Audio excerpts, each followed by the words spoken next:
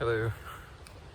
So, I want to kind of go into talking about how when you start to unlock your higher centers and chakras, how your reality starts to change, and starting with like your perception, and how as a lot of people on the planet are going to start kind of like activating these centers, it's just some of the stuff that kind of comes along with that. So what happens is like everything starts to feel really, really like dreamy in a way. And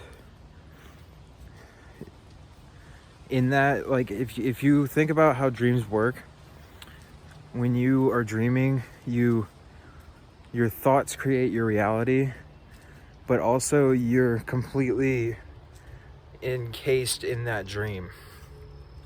So you are both awake in the dream, and also at the same time you are an entity that's witnessing that kind of like series of emotions play themselves out in the dream. But when you wake up to this kind of like consciousness shift, what happens is that reality starts to feel a lot like the way that the dream feels.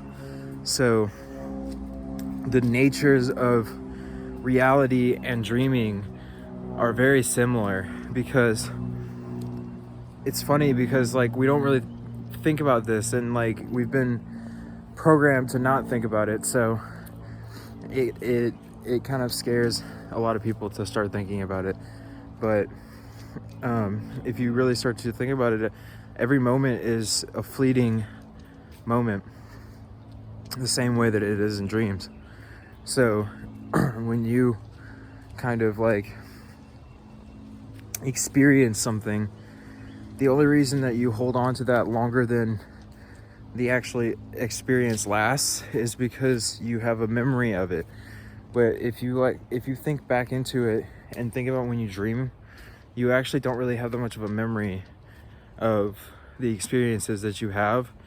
You have a recollection of it, but while you're experiencing them, there could be a completely random assortment of things that happen inside of a dream, and then that literally feels the same as if it was like some coherent string of events, when in reality it's like you're in a white room, and then like you think of yourself being in a circus, and then the next thing you know, you're in a circus, and then you think of yourself as being on an island in the middle of the ocean, and then you're on an island in the middle of the ocean.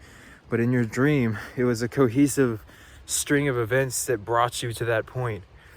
But the crazy thing is that in reality, it's the same way. Like, we don't really know how we got to this point. We just kind of go with the story that we've been telling ourselves, which is, your life story or whatever. But when you wake up to these higher centers, then you wake up also to the kind of sleep that we've been in, where we've just been going along with the story, and we didn't realize that with the amount, and this is where it gets like kind of more uplifting or whatever, but like with the amount that we're now seeing how reality is dreamlike, we are gonna want to become lucid at some point inside of the dream in order to be able to like start to manifest our own thoughts and feelings and realities and stuff. So when we become lucid in the dream, then the first thing that happens is it's a breakdown of all of the concepts that came along with being in a dream. So the things that you had to believe and you had to kind of make up on themselves in order to be able to justify your existence are the things that are going to break down first. So this is kind of like the idea of if you're alive or dead. Like the only reason that we say that we're alive is because we're experiencing and we're conscious, but there's nothing there to tell you if this is the afterlife or if this is normal regular life, you know? Because like personally, I've had experiences where I could have died, and so like I literally could have died, and then this could all be my afterlife that I'm creating for myself, but I would never know until I kind of had the courage to investigate that deeper. And with that comes a lot of personal growth, but at the same time it's like a lot of trauma, I guess, because with that it unlocks so many new things that it's almost insurmountable in a way, and a lot of people would not want to even go through this, but eventually you have to wake up out of the dream, you know? Like you can't just stay asleep forever. I mean, you can, I guess, but like it entails everything that comes along with that.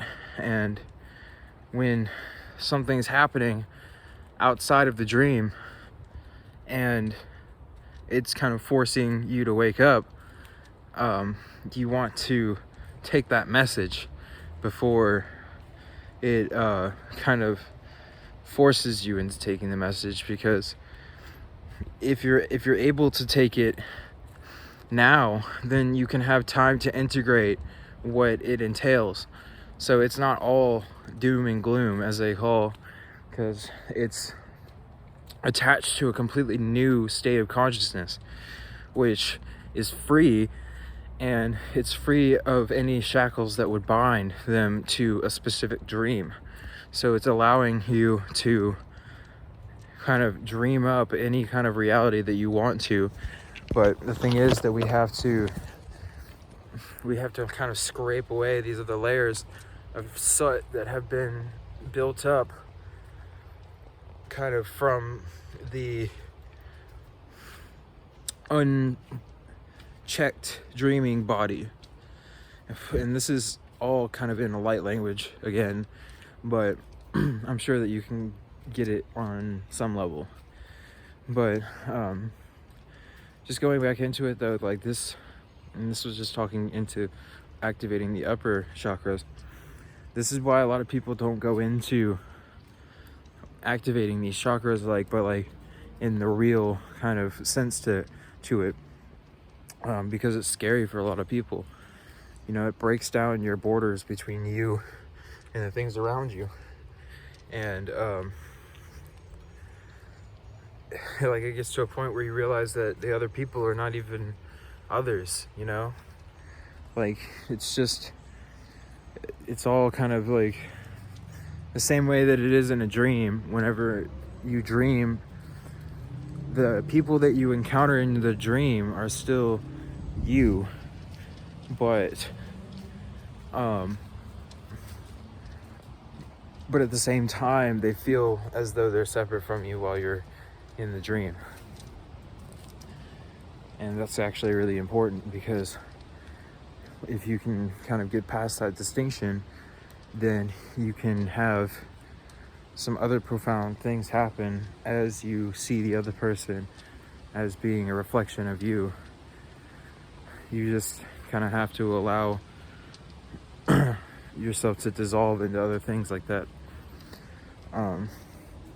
It can be scary sometimes because we want to be able to have something else or somebody else to hold on to, but in reality we're kind of just a point of awareness that's sitting there by itself.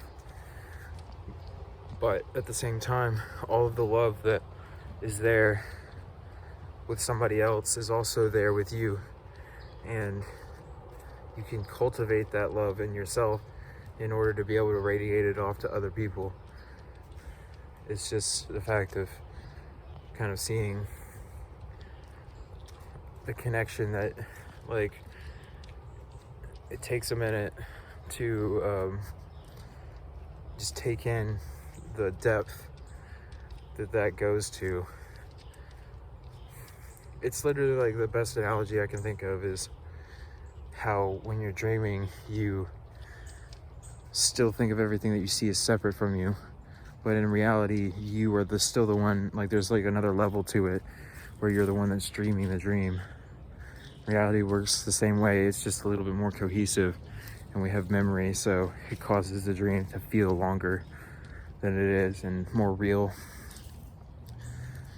But if you can kind of like break through that memory too, then you can reprogram the reactions to it, and then you can start to make really big changes happen in your consciousness so that the reality doesn't feel the same, but yet it is still the same reality. So it's just coming into control of like reality creation in a way, I guess.